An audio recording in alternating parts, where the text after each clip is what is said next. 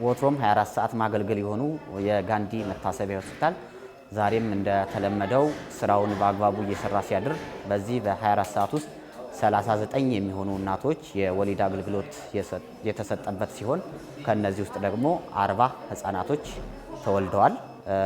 በተለይ መልኩ ዛሬ ከስከዛሬው ለየት የሚያደርገው ነገር ከምሽቱ 1 ሰዓት ጀምሮ እስከ ጠዋቱ 11 ሰዓት ያለ 23 አጠቃላይ ሲኖሩ ከነዚህ ውስጥ ደግሞ 15 የሚሆኑት በኦፕራሲዮንና 7 የሚሆኑት ደግሞ በምጥ የወለዱ ናቸው።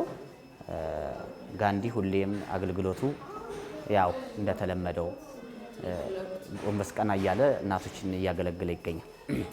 ድንበር መሸሻ እባላለሁ። ባሻ ወልዴ ክሊኒክ ነበር የምከታተለው። በአጋጣሚ ግን ሪፈር ወደ ጋንዲ ተባልኩኝ።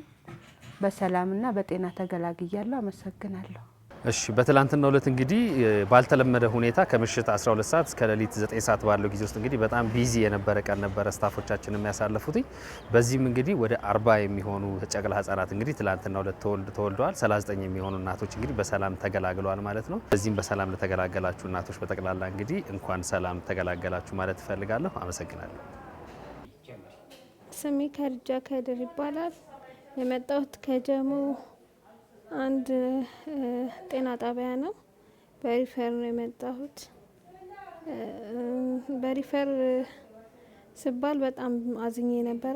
ነገር ግን በጋንዲ ሆስፒታል በመውለዴ ደስ ብሎኛል።